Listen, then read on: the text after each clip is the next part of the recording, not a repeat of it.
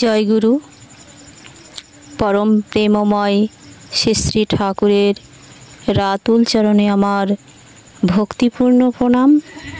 জগজ্জননী শ্রী শ্রী বড় মায়ের রাঙা রাতুল চরণে আমার ভক্তিপূর্ণ প্রণাম জানাই এবং আপনাদের প্রত্যেকের প্রতি আমার রইল আনন্দিত জয়গুরু।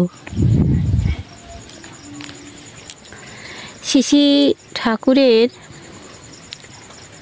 লেখা একটি কবিতায় তিনি বলেছেন, তুমি যাহা চাও তাই মোর ভালো, আমি যাহা চাই ভুল।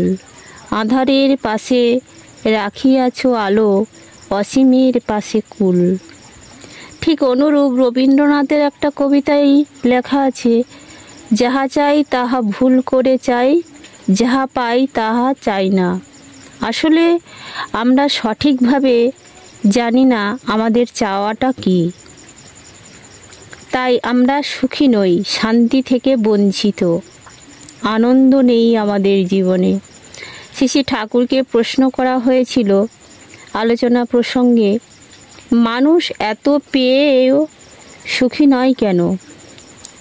শ্রী শ্রী ঠাকুর উত্তরে বলেছিলেন, যা পেলে মন ভরে যায় তার সন্ধান পাইনি বলে।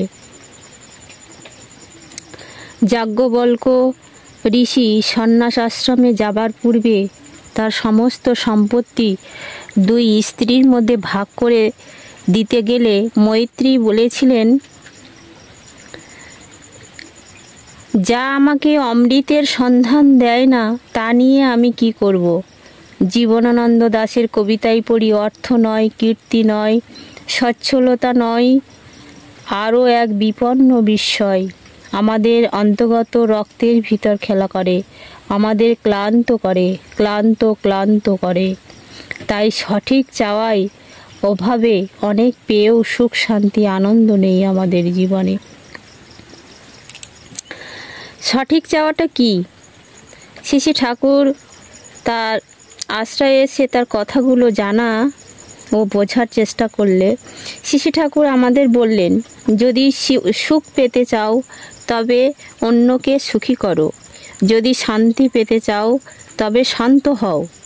প্রকৃত উন্নতি না হলে প্রকৃত আনন্দ লাভ করা যায় না। শ্রী শ্রী ঠাকুরের এই যে কথাগুলি, এগুলি জীবনে রূপায়িত করার পথে আমাদের প্রবৃত্তিগুলি বাধা হয়ে দাঁড়ায়। অন্যকে সুখী করতে গেলে নিজেকে সংকীর্ণতা থেকে মুক্ত হতে হয়, হৃদয়কে প্রসারিত করতে হয়। স্বার্থবুদ্ধির ও আত্মতুষ্টির অভিপ্রায় যে লোভ, তার হাত থেকে নিজেকে মুক্ত করতে হয়। শান্ত হতে হলে মনকে নিয়ন্ত্রণে রাখতে হয়। গীতায় অর্জুন শ্রীকৃষ্ণকে বলেছিলেন, মন ভীষণ চঞ্চল, একে নিয়ন্ত্রণে রাখা ভীষণ কঠিন। আর উচ্চের কাছে নতি স্বীকার করতে গেলে নিজের অহংকে বিলীন না করতে পারলেও অন্তত নিষ্ক্রিয় করে রাখতে হয়। শ্রী শ্রী ঠাকুর আমাদের শোনালেন, আদর্শে দীক্ষা আনে অনুরাগ, অনুরাগ আনে বৃত্তি নিয়ন্ত্রণ। তাই একমাত্র আদর্শে যদি আমি দীক্ষা নেই,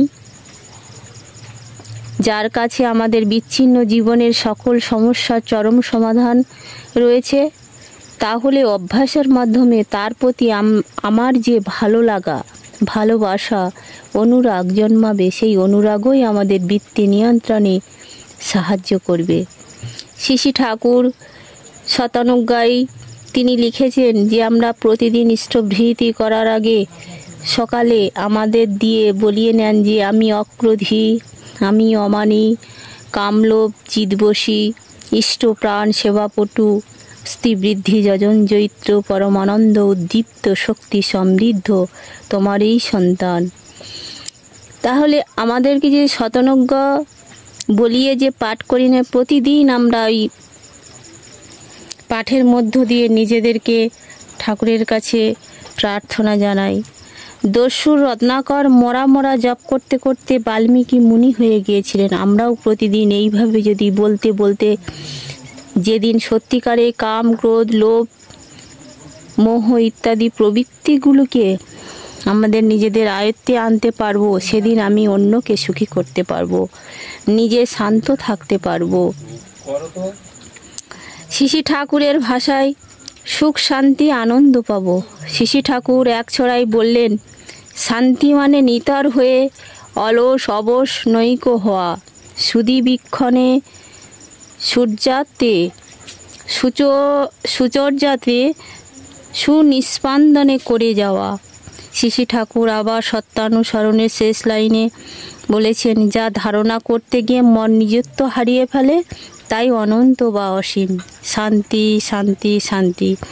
এই লাইনটা সম্পর্কে পরম পূজ্যপাদ শ্রী বরদার ব্যাখ্যা, তার কাছে এসে তাকে বুঝতে গিয়ে তার বিশালত্বের মহিমা আমাদের এমনই মুগ্ধ করে, যেসব প্রবৃত্তি হারিয়ে যায় তখন আমরা সবই সুন্দর দেখি।